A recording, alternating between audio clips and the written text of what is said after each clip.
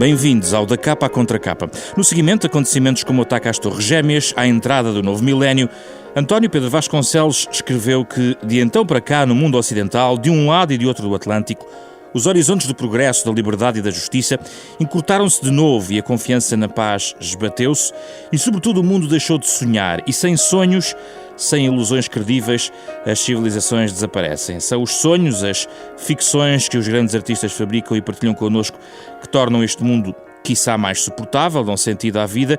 Assim devemos entender a arte e a cultura. E nestes dias em que Portugal vive o desaparecimento de vultos da música e do teatro, mas também lá fora, portugueses e estrangeiros, olhamos hoje para o papel que desempenham as artes e os artistas na sociedade. Há intervenção pelas artes no nosso país.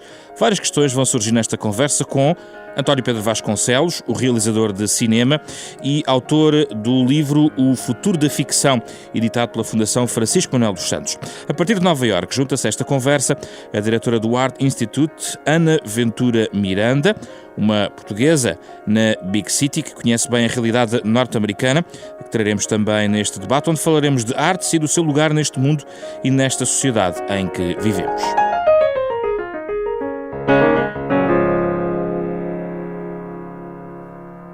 Bem-vindos, António Pedro Vasconcelos e Ana Miranda, obrigado pela vossa disponibilidade. Vamos então falar sobre artes na sociedade. António Pedro Vasconcelos, qual é que... Vou começar pela pergunta mais simples de todas, talvez a mais difícil, que é, hoje em dia, qual é esse papel que o artista e a arte, se calhar podemos distingui-las, tem na sociedade, se calhar pela parte portuguesa, embora o seu ensaio seja tão extenso em relação aos séculos que cobre. Aos séculos e às artes. E às artes, não é? E às Exatamente. artes também. Mas sabe que as perguntas, você disse que era uma pergunta fácil, quanto mais fáceis tornam mais difíceis as respostas. É como perguntar-me o que é o amor ou o que é a vida. Claro. Quer dizer, é muito complicado. Mas eu quero tentar ser curto e sobretudo dar, digamos aqui, aso a alguma conversa. Mas o que eu acho e que digo, tento interrogar-me, digamos assim, nesse livro, é que nunca houve tanta produção, digamos assim, artística espontânea.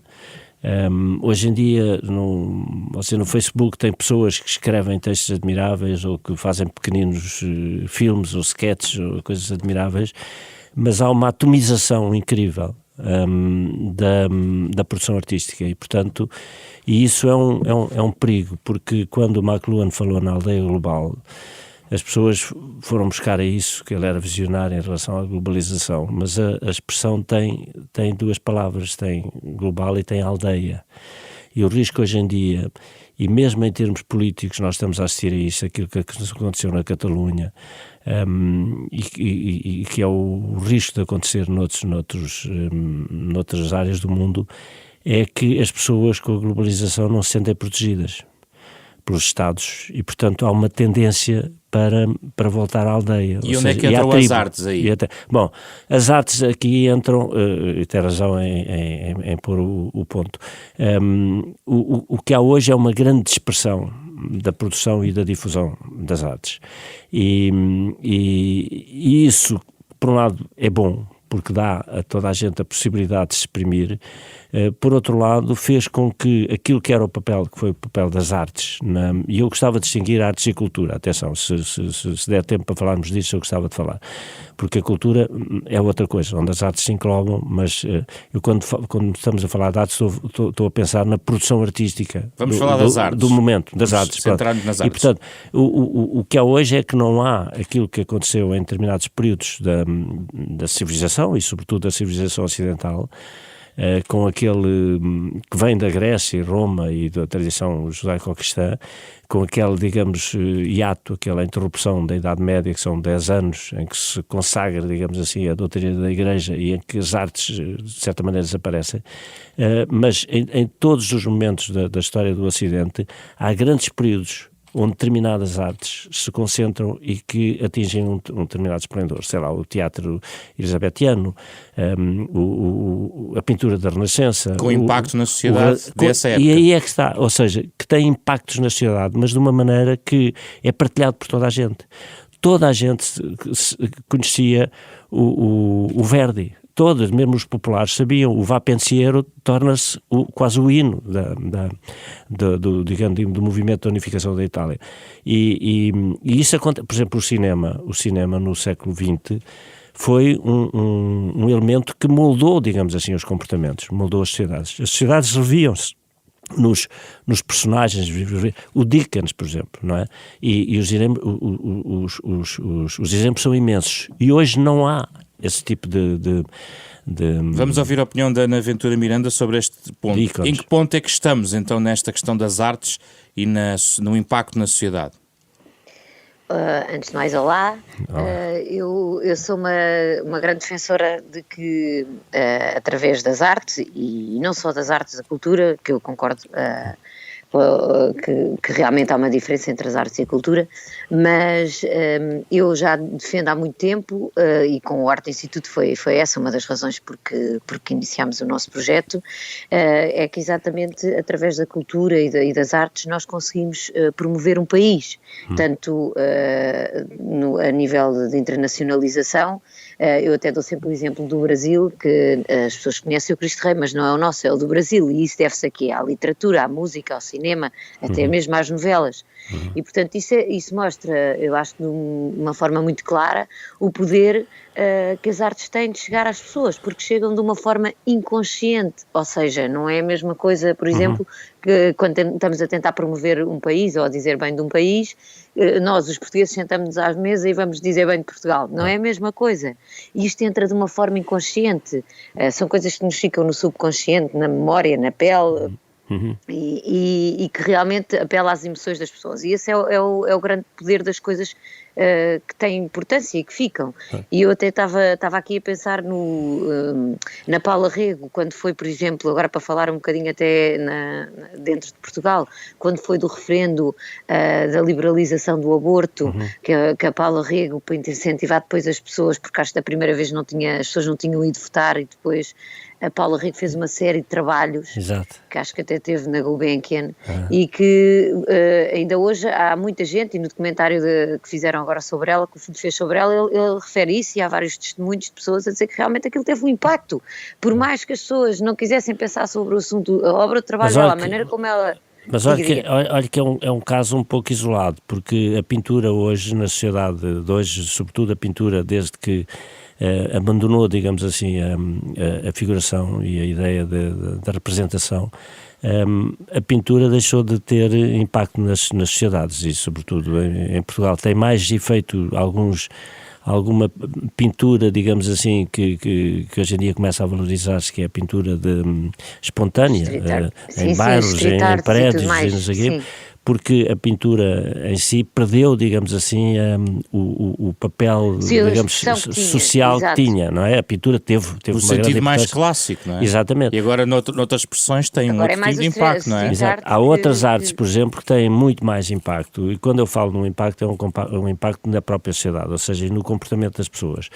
Porque as artes tiveram sempre esse papel, sobretudo nos períodos de esplendor, não é? Por isso é que eu estava a falar no teatro no tempo do Shakespeare, ou na pintura no tempo da Renascença, que de facto, para além de produzirem objetos que as pessoas admiram, influenciavam os comportamentos, não é? E isso, por exemplo, a pintura hoje já não tem. De uma maneira geral, já não tem. Mas por exemplo, a música tem. Não foi assim há tantos anos, quer dizer, estamos a falar de uma coisa para aí há 10 anos, e isso também serve de alguma maneira para nós percebermos. Não, no caso da Paula Rego é verdade que isso teve...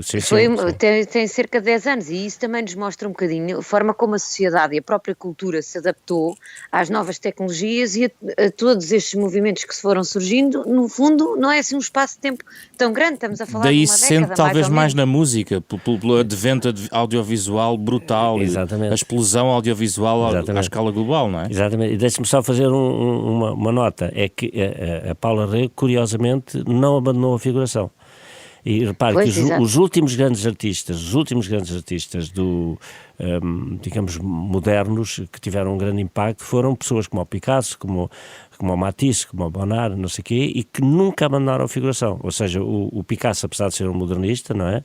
E ter abandonado, por exemplo, a perspectiva, que é outra coisa que foi abandonada com a pintura chamada moderna, mas ele nunca abandonou. Mas isto para dizer o quê? Por exemplo, eu acho que hoje em dia, talvez a arte que tem mais impacto é a música, sobretudo porque a música, deixa-me aqui só relatar uma pequena coisa que me aconteceu uma vez num debate em público em que estávamos a falar sobre o futuro das artes, e havia um painel em que havia uma senhora que estava a dizer com grande nostalgia que a poesia tinha desaparecido há uns anos para cá. E eu disse, olha, peço desculpa, mas eu acho que nunca a poesia foi tão popular como hoje.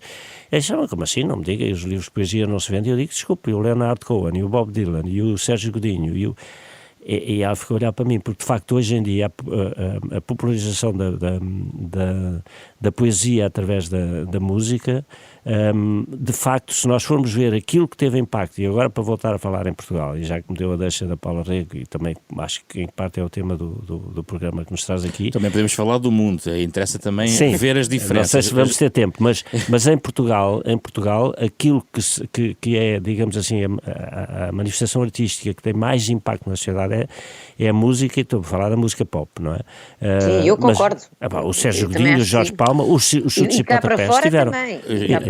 E o fado. Sentimos esta semana com a questão dos chutes e pontapés. Os chutes e pontapés, o inteiro, por acaso tive imensa pena, era muito amigo dele, admirava-o imenso como pessoa e como músico, e infelizmente não estava em Lisboa, não estava cá, e portanto não pude vir, mas sei que foi uma manifestação. Mas eu gostava de colocar esta questão desta forma. Na música, já lá vai o termo da música de intervenção, quer dizer, vista aí no essencial como canção de protesto. Mas a verdade, Ana, é que nos Estados Unidos a denúncia de problemas de desigualdade esteve sempre a cargo, por exemplo, da cultura hip-hop, veio de culturas afro-americanas. Não lhe parece que isso se mantém ainda muito mais vivo nos Estados Unidos do que numa sociedade como a europeia? Eu acho que sim, mas é porque, ao contrário, eu acho do que às vezes é a ideia das pessoas. Os Estados Unidos ainda têm um longo caminho para percorrer numa série de coisas, ou seja, eles mudaram as coisas e aparentemente ficou tudo bonitinho, mas depois por baixo há realmente um caminho muito grande a fazer, e estes confrontos que às vezes há com a polícia e o número de afro-americanos que são mortos pela polícia só porque são afro-americanos.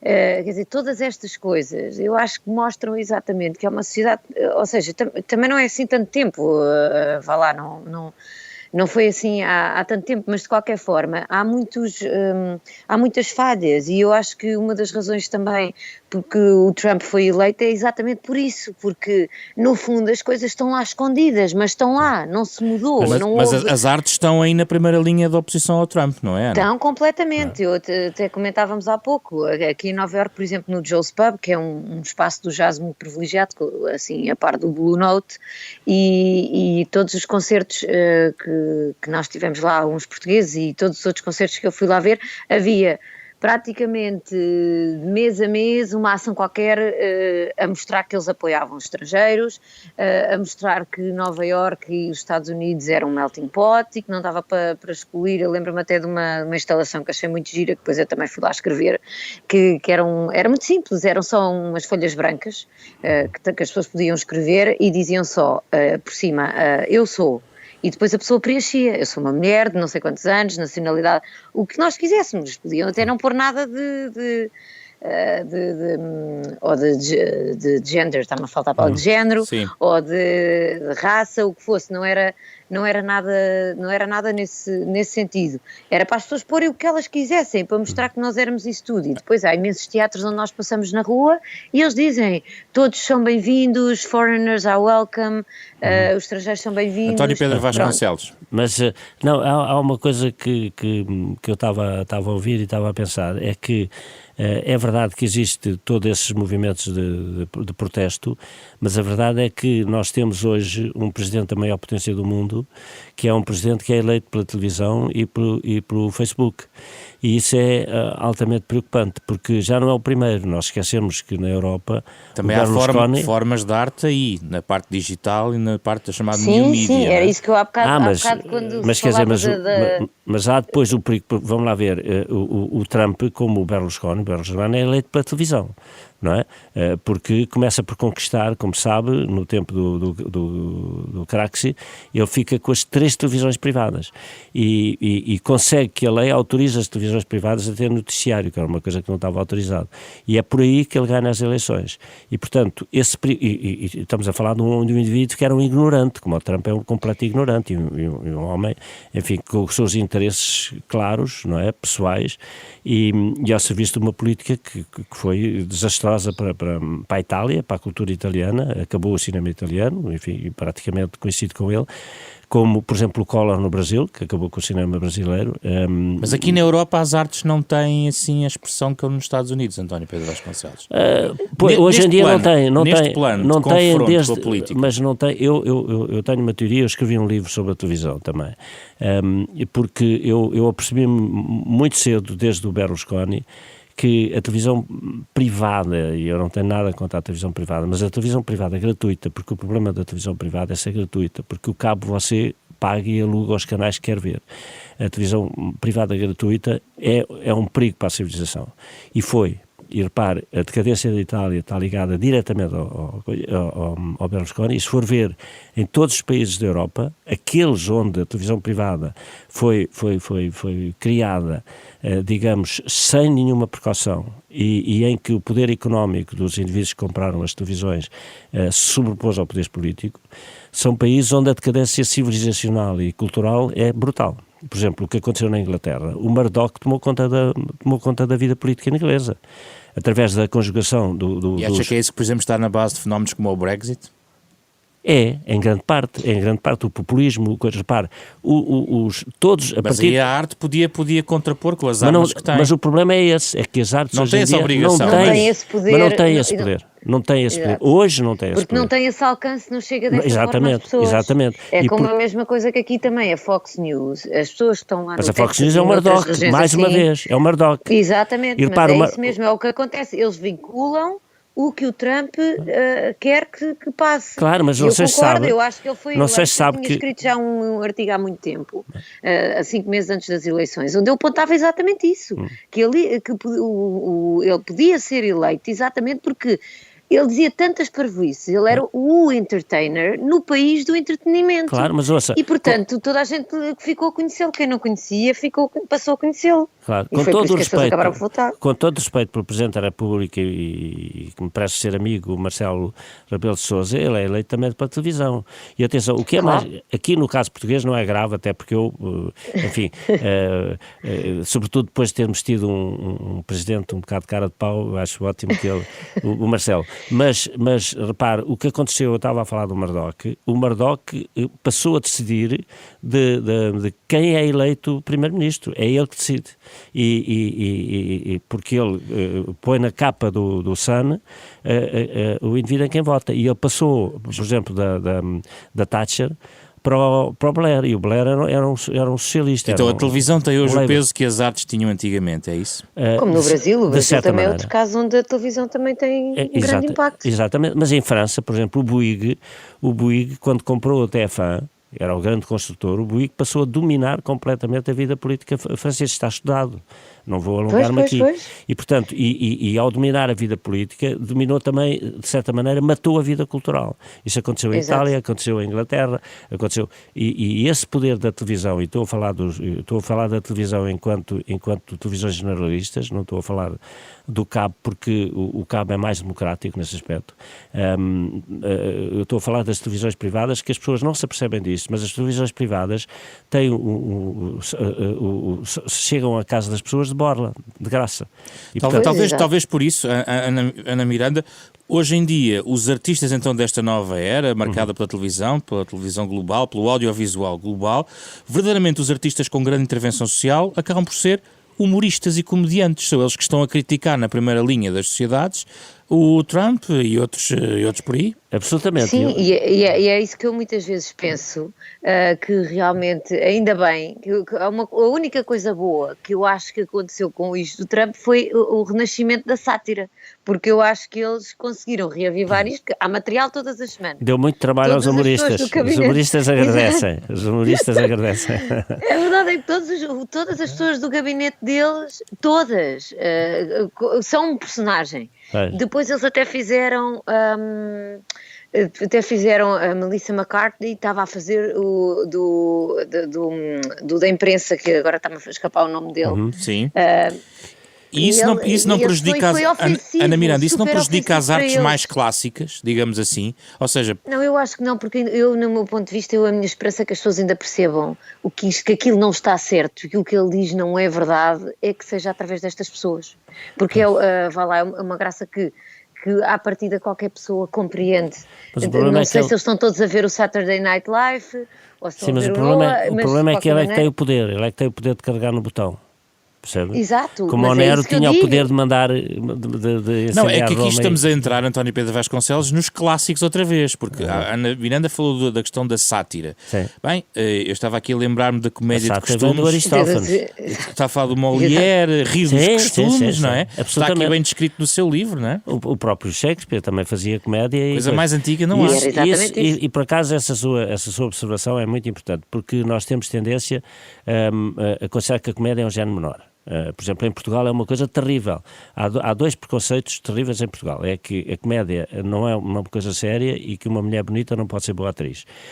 Mas a comédia está completamente desprezada. Ora, se nós formos ver, por exemplo, e eu tenho pena que o programa não dê para nos alongarmos, mas a comédia portuguesa, e eu fiz uma série de comentários sobre isso, porque sempre me interessou esse tema, a comédia portuguesa foi o melhor espelho do salazarismo e, no fundo, como havia a censura, era difícil ser explícito, assim como o Parque Mayer, não é?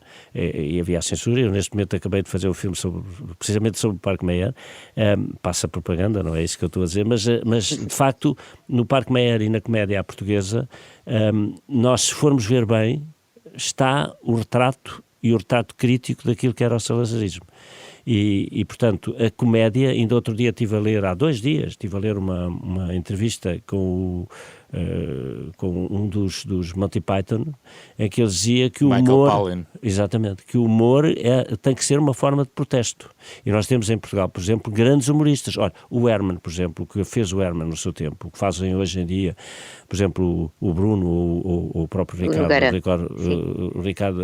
Pereira, é extraordinário. O problema é saber até que ponto, até onde é que vai o poder deles. Não é? E, portanto, apesar de tudo, eu acho que é muito importante que continue isso, como continua, digamos, a música pop, etc. E hoje em dia não há cantiga de protesto, mas passa muita coisa, muita mensagem, digamos, nas canções e nos cantores, mas o problema é que eles não têm poder perante o poder fático, o poder real. Por fim, uma última questão para a nossa conversa. E o próprio Facebook, que isso aí ninguém conta. O Facebook, eu acho que eu às vezes até fico um bocadinho nervosa às vezes no Facebook, porque quer dizer, parece que as pessoas só têm valentia e querem mudar, às vezes até coisas de Portugal, as pessoas tudo quer mudar o Facebook. Mas sabe qual é o problema? Quer mudar Portugal através do Facebook. Sabe qual é o problema? São todos valentes no Facebook, mas depois de tomar medidas, irem iniciativas, mostrarem que discordam daquilo, ou começarem iniciativas que melhorem ou que contrariem, porque às vezes é assim, se não se consegue, se não estamos a ver como é que aquilo pode, sei que um determinado assunto não está bem feito, então se calhar às vezes temos nós de tomar nas nossas mãos como sociedade civil e começarmos nós a fazer, porque isto de falar e queixar-se e dizer que todos fazem mal é maravilhoso. Mas o Facebook tem uma coisa perigosíssima, que é a falta de filtro e a falta de escrutínio. Exato. Percebe? E portanto, mas nós estamos perante realidades, não há nada a fazer, o Facebook existe e temos que viver com isso, não é? Agora, temos é que ter a distância crítica, ou seja, as pessoas aderem com muita facilidade à novidade e não sei o quê. E há uma frase que o Cocteau dizia, que era um homem que gostava muito era brilhante a fazer trocadilhos e a brincar com as palavras. Ele dizia uma coisa, os espelhos deviam refletir um bocadinho mais de tempo antes de nos devolver a nossa imagem. Ou seja, por exemplo, eu costumo dizer, o cinema é reflexo, mas é também reflexão. Ou seja, há essas duas componentes e hoje em dia o que falta é a reflexão. Parece que as pessoas até, e muitas vezes nas escolas, é isso que eu às vezes cada vez mais sinto e defendo sempre muito o ensino português e também o nosso sistema de saúde, que eu quando estava aí também achava que era mau, mas depois quando vim cá para fora percebi que realmente nós estamos anos de luz em algumas coisas. Mas, e agora ainda mais com o acordo ortográfico. Os alunos já não sabem como é que devem escrever. Sim, mas o pensamento crítico é das coisas mais importantes, que é isso que eu acho que falta aqui nos Estados Unidos. Exatamente. Eles tomam os factos, ou seja, alguém lhes diz, agora o Steve Bannon até foi a um comício agora e estavam a falar exatamente isso, estavam a comentar exatamente isso na CNN, eu achei engraçado eles estarem a falar isso dessa maneira. Ele disse o que aquela multidão que estava ali queria ouvir. Ele estava a mentir, até foi buscar o Mick Romney porque ele não tinha ido à guerra. E por não sei o quê, o Trump também não foi, exatamente pelos mesmos motivos, mas as pessoas não conseguiram. Ana, queria introduzir aqui um último tópico para acabar a nossa conversa. Sim. Tem a ver com a questão dos artistas face ao Estado. Não é aqui, não quero aqui discutir a questão dos artistas e o poder, que isso ainda é outro programa, mas a verdade é, para haver intervenção, o artista tem que ser crítico do poder e, por outro lado, para exercer alguma arte neste contexto que estavam a descrever, em que a globalização audiovisual esmaga provavelmente outras expressões, se calhar o papel de apoio público para encontrar outras formas de expor a arte é essencial nestas sociedades. O que é que pensam sobre isto? Ouça, os artistas não têm necessariamente de ser críticos da sociedade, no sentido, digamos, em que se toma a palavra crítico. No sentido rigoroso é isso que tem que ser, mas eles têm que ser, portanto, críticos do poder, digamos assim. Eles têm que ser independentes do poder, isso é que é importante, porque há muitas vezes coisas que o poder faz que os artistas, se forem livres e independentes, podem apoiar. Aliás, está aqui no seu livro, às tantas, o que se alterou foi o Estatuto do Artista, não é? Exatamente. Que foi em relação a libertando-se de autoridades várias que existiam ao longo dos anos. Exatamente. Isso é uma coisa, digamos, recente, moderna, não é? Mas o artista, ao libertar-se, também assumiu essa responsabilidade, porque a liberdade é responsabilidade também, não é? Eu vejo um bocadinho que o artista tem que ser opinativo, tem que olhar à sua volta e ver a sociedade em que está, e se acha que alguma coisa não está certa, que deve se sentir, porque isto é tudo também, como dizia há bocado, as emoções, não é? Isto tem que vir da emoção, podem-me pedir para eu ir falar sobre um tema que não me diz absolutamente nada e sim, mas nós temos que suscitar emoções nobres e não emoções fáceis. Exatamente. Isso é uma responsabilidade do artista. Absolutamente. É isso que eu acho, por isso eu usei a palavra opinativa até um bocadinho nesse sentido. Porque, agora, se é o Estado, se é o vizinho do lado, se é um tema que se está a debater, se é um assunto, isso eu acho que, havendo liberdade para ele poder fazer isso, eu acho que as pessoas cada um tem que fazer um bocadinho a sua parte e, portanto, não temos que andar todos a fazer o mesmo, nem travar as mesmas batalhas. Sim, por exemplo, com esta história eu quando comecei o Art Institute, é porque eu achei que não podia passar a vida a dizer mal, que não se via nada do Portugal contemporâneo cá fora, no estrangeiro, e dizer isto quieta e não fazer nada. Sim, pronto, então agarrei nas minhas coisinhas e comecei uma coisa que eu nunca imaginava, que conseguisse que fôssemos tão longe e a tantos países como estamos hoje, com uma equipa mínima e meia dúzia de tostões. Pronto. Mas isso, lá está, eu acho que, mas há uma coisa que dava... tem a ver com isso, com o facto de a pessoa ter, primeiro sim, a liberdade para o poder fazer, mas depois seja quem for, não interessa se é o governo X ou o governo Y, não, se aquele assunto é um assunto que nós não vemos dessa maneira, lá está, senão não há uma opinião, não há alguém mostrar o outro caminho, o outro lado, outras opções. António Pedro? Não, é só uma coisa que é pena, porque dava para outro programa. E se houver oportunidade, talvez a gente faça. É sobre o papel do Estado, a intervenção do Estado nas artes. Pois, e aí, eu, por exemplo, não tivemos tempo para falar de cultura e de artes. Uma coisa é a intervenção do Estado na cultura, outra coisa é a intervenção do Estado nas artes. E isso dava para um programa enorme, porque há artes que não têm capacidade, não têm mercado, digamos assim. Aliás, por exemplo, no cinema, não é? O cinema, nos países europeus e nos próprios Estados Unidos, o próprio mercado interno americano não dá para pagar os filmes americanos. E nenhum país europeu é autossuficiente em termos de mercado para produzir cinema nacional. E em Portugal muito mais. Mas isso... mas às vezes também... Mas a forma de intervenção do Estado... A forma de intervenção do Estado tem sido, a meu ver, desde o 25 de Abril, foi a única área onde o 25 de Abril não chegou. A forma de intervenção do Estado na cultura tem sido completamente errada. E muitas vezes também não estão abertos a aceitar que a sociedade civil chegou à frente, que arranjou outra maneira de fazer e que estamos aqui para os ajudar. Nós não estamos contra eles, nem a tirar protagonismo, nem... só que mexemos com muitos egos quando fazemos isto. Mas falta algum apoio privado, Ana, não? Às artes. Bom, olha, nós não temos apoio nenhum do Estado em termos de subsídios e dessas coisas. Temos só um protocolo com o Instituto Camões e à partida é a única coisa que temos garantido todos os anos e não é um valor muito grande. De resto é tudo com as empresas, porque criámos uma forma diferente de ser autossustentáveis e que não fosse só através de patrocínios. Mas com empresas portuguesas?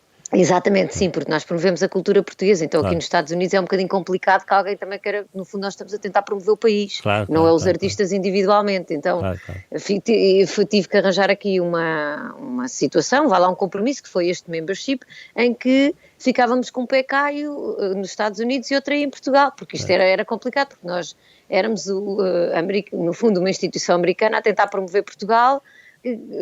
Portanto os artistas tinham que ser sempre daí, portanto a gente ficou em terra de ninguém, não havia ainda ninguém que tivesse assim um modelo como o nosso e por isso é que tivemos que criar tudo de raiz, mas eu sinto e muitas vezes me disseram e principalmente houve uma vez um embaixador que me disse que ele me estava a meter numa coisa que não era um assunto meu, que era a cultura, que isso era um assunto do Estado e não era meu. Pronto, ao qual eu respondi, se não estávamos a ver nada a acontecer, se calhar a sociedade civil também tinha que fazer a parte dela. Pronto.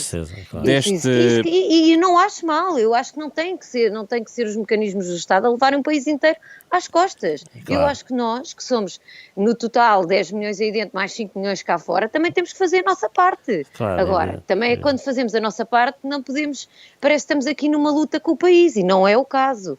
E às vezes é complicado ultrapassar isto, a pessoa tem que ter coragem, tem que ser persistente e tem que acreditar muito naquilo que está a fazer. Exato, é que nós não queremos sobrepor-nos a ninguém, não temos esse interesse, não temos problemas de egos, nem que estamos aqui para aparecer.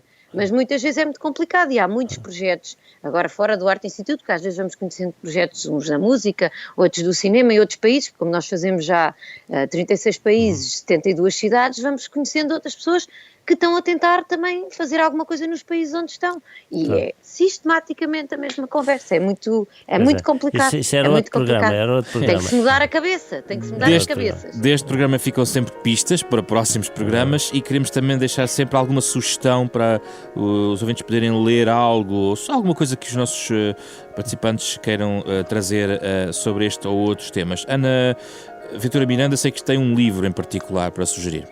Sim, é do Afonso Cruz, o Vamos Comprar um Poeta, porque o Afonso, com aquela sua humanidade e com aquela sua maneira tão especial de ver as coisas, conseguiu realmente pôr num livro o para que é que serve a arte. E depois no fim ainda consegue fazer melhor, que é pôr lá os dados estatísticos de quanto é que o percentual da arte no PIB e tudo mais, e portanto aquilo serve para todos. Serve para os amantes das artes, mas também para quem leu negócios e os... Olha, eu vou ler, eu gosto muito do Afonso Cruz, ainda não li esse livro. O Afonso é extraordinário, vai adorar. O Afonso é curioso porque um dos melhores que nós temos hoje. Eu também vou recomendar um livro, porque ainda por cima eu acho que a leitura e os livros, sobretudo a leitura em papel, é uma coisa que não se pode perder, e devia ser a grande batalha do Ministério da Cultura. Mas eu vou recomendar um livro que não é português, mas eu lembro uma coisa que é muito importante, é que a cultura de um país e de uma civilização é tanto mais rica quanto mais integrar outras culturas, ou seja, e aí há o papel da tradução, que é um papel decisivo, ou seja, o Shakespeare não existia se não se tivesse traduzido o Plutarco e se não tivessem traduzido outros, o Séneca e outros autores. E nenhum grande autor, nenhuma grande cultura fica mais pobre se não traduzir e integrar as outras culturas. E nesse sentido eu gostava de recomendar um livro que foi dos livros que mais me impressionou, Eu digo mesmo, na minha vida, eu sou um leitor compulsivo. Há um livro que me impressionou imenso, que é um livro de um escritor russo, soviético, chamado Vassili Grossman, e que é dos livros mais extraordinários que eu li na minha vida, que é o Vida e Destino. E isso tem a ver com a cultura e tem a ver com uma coisa que não falámos, mas que a cultura é também memória, o culto da memória, e preservar a memória e aprender com a memória e aprender com outras civilizações e com exemplos. E o livro é um livro sobre o cerco de Stalingrado e é uma descrição em paralelo do que foi o nazismo e o stalinismo, que é uma coisa que eu recomendo a que toda a gente leia, porque conheceu. António Pedro Vasconcelos, Ana Ventura Miranda, obrigado pela vossa participação neste muito interessante programa que tivemos hoje. O da Capa Contra Capa, como sabem, é uma parceria da Renascença com a Fundação Francisco Manuel dos Santos para debater o país, conhecer Portugal, o nosso desafio semanal, aos sábados de manhã, às 9h30 da manhã na Renascença, em podcast, em rr.sap.pt ou nos suportes digitais habituais. Despedem-se as notas do piano de Mário Lajinha, estamos a ouvir, foram compostas especialmente para este programa, também a produção de Carlos Vermelho, André Peralta, Ana Marta Domingos e eu, José Pedro Frazão, regresso na próxima semana com outro tema, outro debate.